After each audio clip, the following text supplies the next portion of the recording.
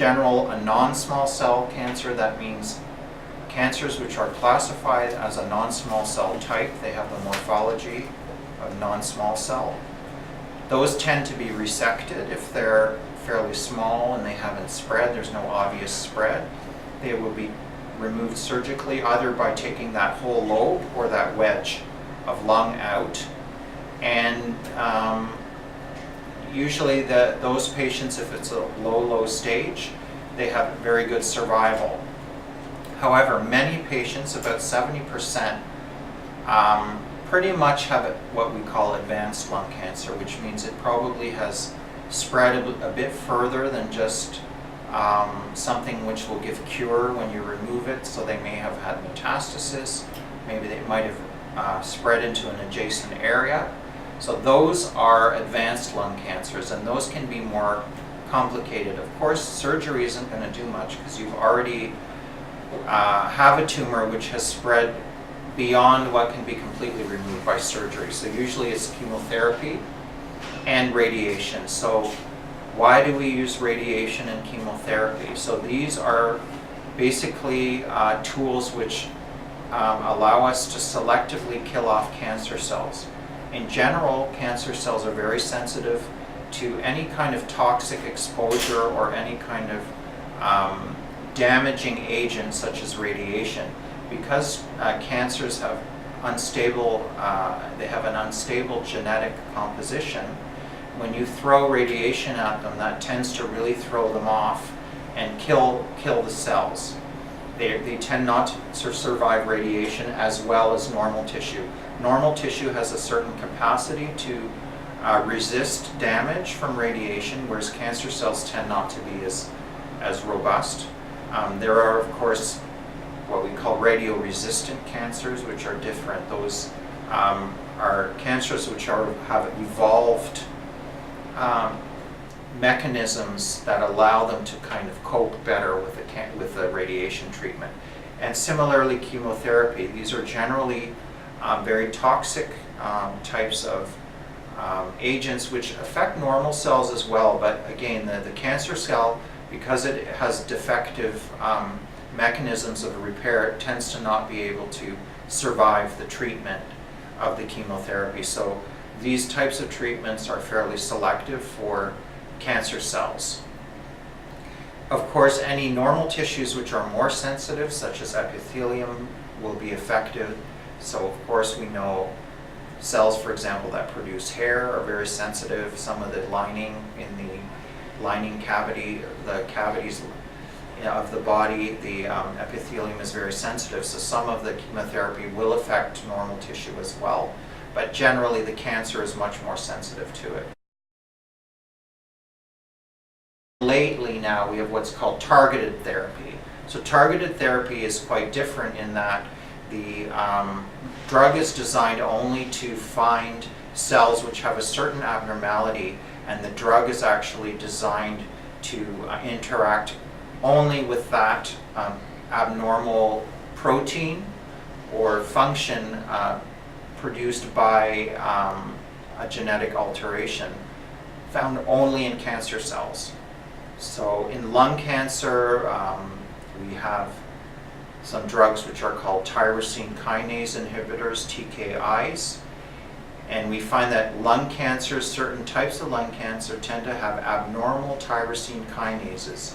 They have mutations in the genes, and we have found drugs which are very selective for these abnormal tyrosine kinases. And when we identify through molecular testing, we identify patients that have the mutation. When you give them the drug, you'll notice that the cancer is very, very sensitive to the drug, and you can have very, very dramatic and selective responses to the drug, even in patients who have metastases everywhere. Because the drug is so selective, only the tumor is affected. So you will see CT scans of a patient with huge tumors in the lungs and spread everywhere in the brain.